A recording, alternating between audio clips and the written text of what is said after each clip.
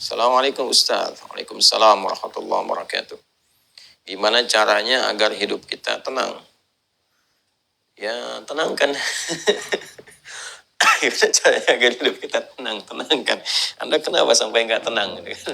Nggak tenang itu kan perkaranya bisa karena berbuat maksiat. Ya, orang berbuat maksiat, berbuat salah itu pasti nggak tenang. Atau karena, mohon maaf ya, terlalu banyak terbawa oleh urusan dunia. Sehingga kehidupannya dipaksa untuk mengerjakan berbagai aktivitas duniawi yang membuat dia terasa lebih sibuk, capek, lelah, sehingga tidak mendapatkan ketenangan yang dimaksudkan. Jadi kalau terlalu banyak ngejar dunia, atau juga berbuat maksiat, maksiat dengan ngejar dunia itu berbeda. Kalau maksiat itu sudah otomatis menyalahi ketentuan Allah. Nggak boleh mencuri, mencuri. Nggak boleh korupsi, korupsi. Nggak boleh berbohong, berbohong. Makanya ketika melakukan, hatinya menolak. Karena di antara makna fitrah itu dan fungsinya adalah cenderung kepada kebaikan. Jadi ada fitrah dalam jiwa kita, di kolbu kita, itu disebut dengan fitrah takwa namanya. Ya, Quran surah 91 Asy-Syams ayat 7-10, wa nafsin wa ma sawwaha fa'alhamaha fujuraha wa taqwaha. Nah, jiwa takwa ini yang mendorong kita selalu pada kebaikan. Ya, kejujuran, kesabaran, kemuliaan, dan menolak keburukan-keburukan. Karena itu kalau ada seseorang itu berkata yang tidak benar, dia berdusta, hati kecilnya pasti menolak. Itu nggak benar. Ya. Ada orang mau mencuri, misalnya kan, atau korupsi misalnya, atau terfikir berbuat yang nggak bagus, hatinya pasti menolak. Ada gejolak dalam dirinya. Itu yang membuat dirinya nggak tenang. Nah, yang kedua, bukan maksiat, tapi terlalu banyak mengejar dunia, sehingga lupa dengan urusan akhirat, lupa dengan ibadah. Ya, dia bekerja formal, benar. Dia nggak menyalahi aturan, dia nggak korupsi, tapi dia berangkat dari gelap, pulang gelap lagi, menempuh perjalanan, kerja lagi, kena kemacetan. Nah, itu potensial akumulasi ini menimbulkan kepenatan, kegelisahan, capek, lelah, sehingga muncul pencarian-pencarian. Nah, itulah dunia. Itulah dunia. Walaupun saat dia mengerjakan itu, dia mengerjakan tidak dalam konteks bermaksiat. Tapi karena terlampau lelah mengerjakan itu dan penat, nah, rohnya kan menuntut. Di tubuh kita kan ada 3 bagian. Ya, ada fisik di bagian luar, kemudian ada akal, ya, di pikiran. Yang ketiga itu ada hati, ada jiwa spiritual. Masing-masing harus mendapatkan porsinya. Ya, ini kalau bagian tubuh luarnya aja yang makan, fisiknya yang makan, mengonsumsi, tidur, istirahat. Ya, kemudian akalnya nggak pernah dipakai, nggak pernah belajar, nggak pernah baca, nggak pernah apa. Ini akalnya juga bisa protes, tumpul, nggak nyaman. Ya, sebaliknya juga, kalau dia misalnya ya makan, minum, kerja, aktivitas, olahraga, akalnya dipakai, dia baca dan sebagainya, tapi rohnya nggak pernah diberikan porsinya. Dia nggak pernah ibadah, nggak pernah sholat, nggak pernah baca Quran dan sebagainya. Maka ini yang generator kehidupannya, ini sumber ketenangannya, maka tetap akan gelisah. Karena itu ditemukan betapa orang pintar, ya kan, kerja keras dan sebagainya, tapi ya rohnya nggak terisi, banyak yang bunuh diri. Ya, di Jepang terjadi, gitu kan. Atau bahkan setidaknya ada orang-orang kaya yang sudah hebat, pinter-pinter, ya di akhir hidupnya apa yang dia kerjakan? Ya cuman datang terapi, nanam kangkung, nanam cabai, gitu kan, datangnya ini untuk mencari ketenangan karena rohnya nggak terisi.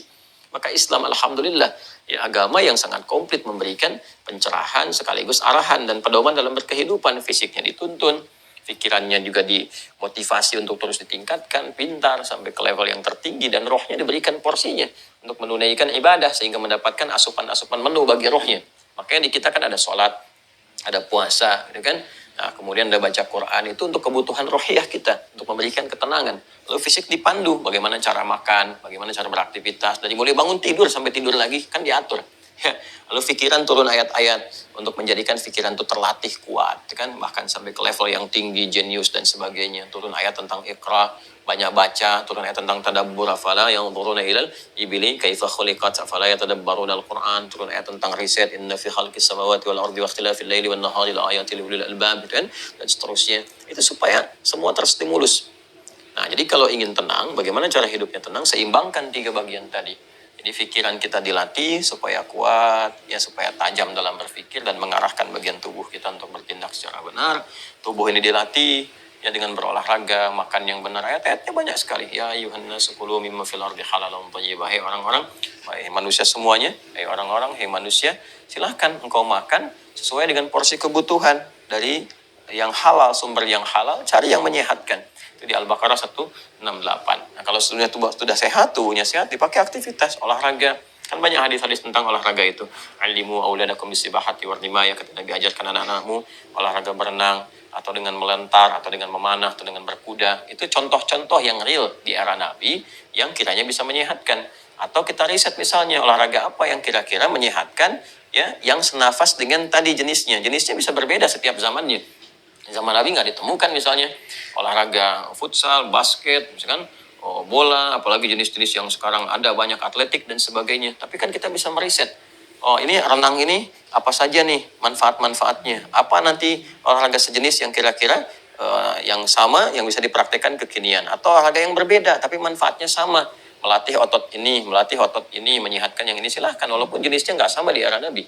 Era Nabi misalnya dengan memanah, era sekarang misalnya dengan olahraga menembak gitu kan, sah-sah saja silahkan. Yang penting konsentrasinya sama walaupun dengan alat atau perangkat yang berbeda. Ya nanti kalau ingin dilatih lagi dengan panahan ya nggak ada masalah. Jangan disimpulkan begini kalau kalau panahan sunnah, kalau menembak misalnya bid'ah, nah itu sempit dalam berpikirnya. Ya, dan Nabi pun kan visioner. Di zaman Nabi mengatakan ajarkan anak-anakmu berenang. Berenang di mana? Di padang pasir. Ya kan? Kan tidak mudah mendapatkan tempat renang, ya kan? Nah, tapi kita tarik ke sekarang kan itu visi yang panjang. Kalau di riset, di berenang ini adalah olahraga yang menyehatkan otot ini, otot itu, untuk cedera, untuk saraf kejepit, untuk macam-macam misalnya. Nah, itu sesuatu yang bisa kita riset, lalu kita bisa keluarkan jenis-jenis baru yang mengambil dari manfaat itu. Itulah riset. Itulah riset. Nah, terkait dengan ketenangan ini, apa amalan pokoknya? Karena ketenangan bagian dari pikiran yang disupport oleh keadaan jiwa.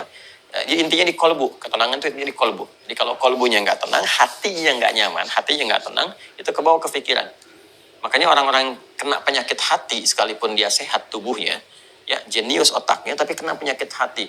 Dia kena penyakit iri. Ya, iri kan iri hati. Saya belum pernah dengar iri akal, iri pikiran, atau iri mata. Ya, iri kaki, iri tangan, nggak ada. Yang ada iri hati. Ya, dengki misalnya, ria, itu penyakit hati semua. Makanya orang dengki, orang hasad itu pasti hidupnya nggak tenang. Ya, orang berilmu, tapi dia kena penyakit hati, iri kepada orang berilmu yang lain, itu nggak tenang hidupnya. Ya kan? Orang kaya, tapi dia pendengki, kaya terhadap dirinya sendiri, ya, dan dia dengki dengan kekayaan orang lain, itu nggak akan tenang. Dia terus pikirin bagaimana melampaui orang itu, bagaimana supaya dia celaka dan sebagainya. Itu yang sangat berbahaya. Maka untuk menenangkan diri itu, amalan-amalannya tidak ada yang lain kecuali meningkatkan ibadah, meningkatkan amal soleh, meningkatkan ketaatan. Semua jenis amal soleh itu di Quran disebut dengan zikir. Dengan apa? Zikir. Salat misalnya namanya zikir di Quran. Disebutkan dengan zikir. Quran surah ke-20 Taha di ayat ke-14. Innani anallahu la ilaha illa ana fa'budni wa aqimis salata lidzikri. Saya adalah Allah, kata Allah, tidak ada Tuhan yang layak dipertuhankan dan disembah kecuali saya. Ya, kemudian kata Allah fa'budni, maka setelah engkau bertuhan kepada saya, kata Allah, sembahlah saya. Nah, ini kalimat yang paling jelas sekali, nggak ada ambigu, terang, menyebabkan kita memahami bahwa ini kebenaran risalah Islam dari aspek ketuhanan. Ya, silakan Anda komparasikan. Ya, saya sejauh ini saya mengkomparasikan, melihat, membandingkan, saya tidak menemukan kecuali di Islam yang di dalam kitab suci mengatakan langsung Tuhannya langsung, ya, yang berkata saya Allah, kata Allah itu kan, ya, tidak ada Tuhan selain saya. Itu tegas sekali. Ya, menyebutkan saya Allah, nggak ada Tuhan selain saya, sembah saya. Dan biasanya kalau ada kalimat atau informasi yang pede jelas disampaikan, itu menunjukkan kekuatan dan kebenaran. Kekuatan dan kebenaran karena Allah dengan sendirinya, dia kan meyakinkan ya kita semua dengan menegaskan sifatnya tegas, dan karena memang ketuhanan itu hanya dimiliki oleh Tuhan yang benar. Dan karena Tuhan yang benar itu mengatakan sayalah Tuhan, dengan pede mengatakan sayalah Allah, yang nggak ada Tuhan selain saya. Nggak mungkin ada klaim demikian kecuali dari yang memang benar, yang memang pede mengatakan itu, ya karena benar, karena hak di situ. Ya, dan kemudian fa'bud, disembahlah saya. Ya, sembahlah saya. Dan kemudian dijelaskan menyembahnya bagaimana. Itulah indahnya dalam Islam. Tauhidnya diatur, ya, tentang Tuhannya. Dan kalau Anda misalnya begini, saya logikakan sederhana ya. Orang-orang kan kalau nggak pakar, nggak punya kemampuan atau nggak sesuai dengan kualifikasinya, nggak mungkin mengatakan itu kan. Ya, ada orang mengatakan misalnya saya adalah pesilat. Mana yang mau bertarung misalnya kan, atau beruji tanding dengan saya. Kalau dia bukan pesilat, nggak mungkin dia bisa mengatakan itu. Ternyata dia bukan pesilat misalnya kan, dia cuma pesilat lidah gitu kan, bukan pesilat tangguh, dan nggak mungkin dia mengatakan pede mengatakan demikian. Ya, saya lah ahli kungfu misalnya kan, silahkan ada yang ingin tanding mengetes di kungfu. Kalau dia bukan ahli kungfu nggak mungkin mengatakan demikian.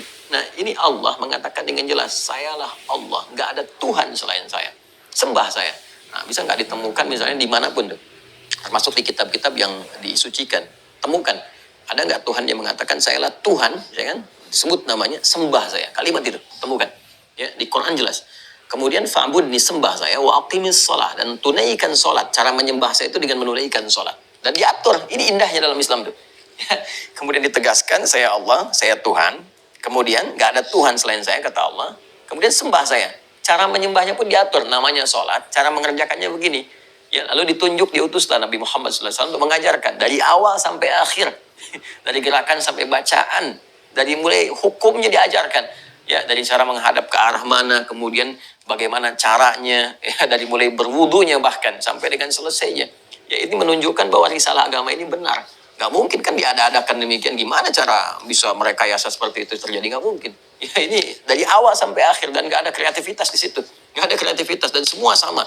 Ya, orang Arab demikian, yang bukan Arab demikian. Ya, jadi nggak ada ceritanya misalnya di Arab pakai bahasa Arab, di Indonesia pakai bahasa Indonesia. Ya, di Indonesia, di Sumatera pakai bahasa Sumatera misalnya, di Jawa pakai bahasa Jawa. Tidak. Ya, Quran mau dimanapun pakai bahasa Arab, sholat dengan cara yang sama, menghadap tempat yang sama.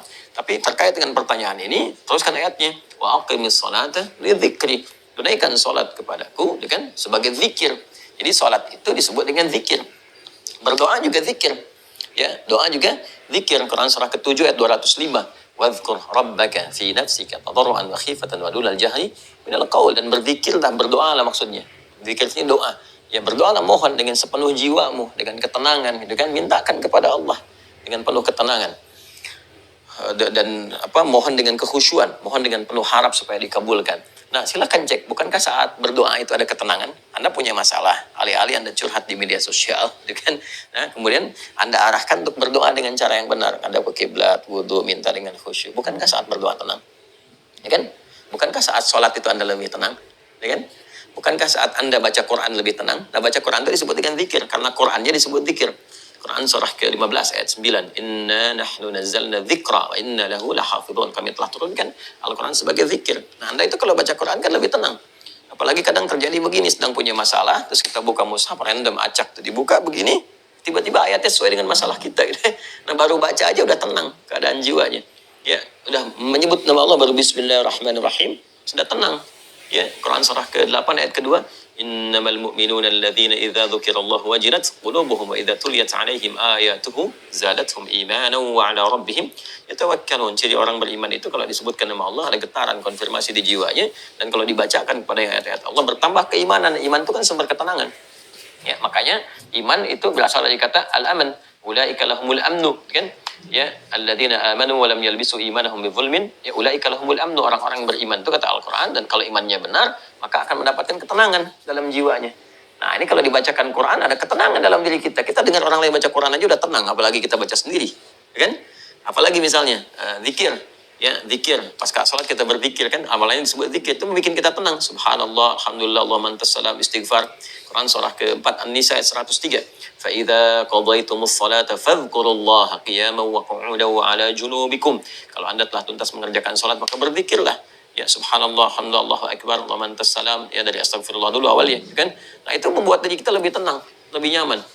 Nah, itu semua amalan tadi disebut dengan zikir. Karena itu disimpulkan dari Quran surah ke-13 Ar-Ra'du di ayat ke-28 ketika Allah berfirman, ala bidzikrillahi tatma'innul qulub.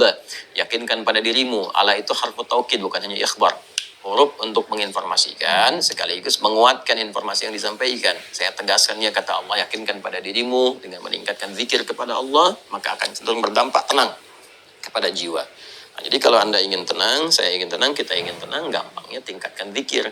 Zikir itu bentuknya ibadah, baik dengan ibadah fisik seperti sholat, baca Al-Quran, atau ibadah harta dengan bersedekah misalnya, ya, zakat itu kewajiban, infak itu tambahkan. Kalau ingin tenang, cobalah pagi-pagi cari orang-orang yang berhak mendapatkan itu sesuai dengan kualifikasi yang disampaikan Al-Quran dan hadis, jalan, temui, bersedekah, gak usah banyak dipamerkan, ya, macam-macam bersedekah, sampaikan dengan tulus. Nanti Anda akan mendengar orang itu berkata, terima kasih Pak, semoga Bapak disehatkan, keluarga juga dilancarkan rezekinya, dijaga oleh Allah kemuliaannya. Oh, itu mahal sekali. Padahal ini dikeluarkan mungkin 5.000, 10.000, tapi bagi orang-orang tertentu itu sangat berharga dan melahirkan doa yang dengan doa itu mengguncang aras dan memberikan ketenangan kepada jiwa. Kan? Allah Ta'ala alam bisawab.